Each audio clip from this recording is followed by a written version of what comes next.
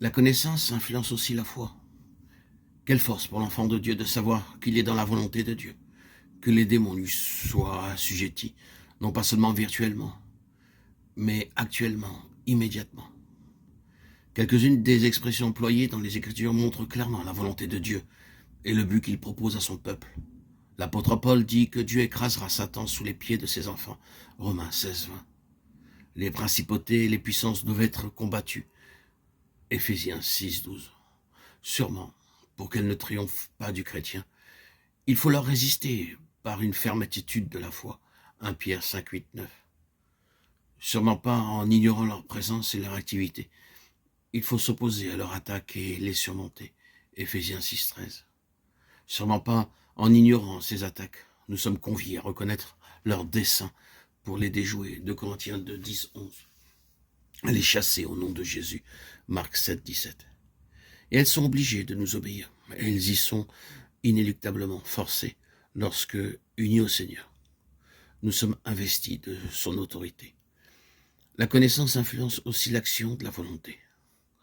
Comment l'enfant de Dieu prendrait-il dans une réunion une attitude de résistance aux mauvais esprits s'il ne les discerne pas? S'il ne peut dire quelle puissance agit au sein de l'assemblée, celle de Dieu ou celle de Satan? Les sens aussi, lorsqu'ils sont exercés, affinés, sont un facteur de connaissance. Sont-ils émoussés par la possession?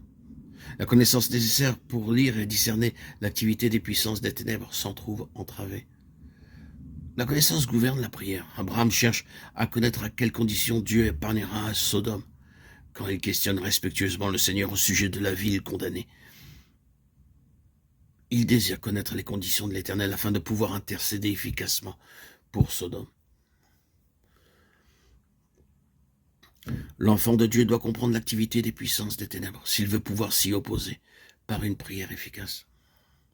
S'il ne la discerne pas, s'il ne la comprend pas, elles peuvent être à l'œuvre tout autour de lui sans qu'il soit capable d'essayer d'enrayer leur action par la prière, puisqu'il n'est pas conscient de leur présence et de leur activité.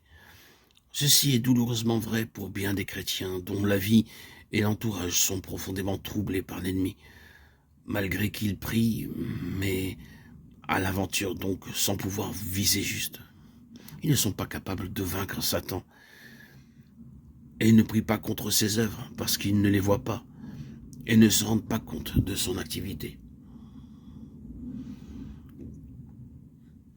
Dans la guerre contre les puissances des ténèbres, la prière est l'arme primordiale et c'est aussi la plus puissante.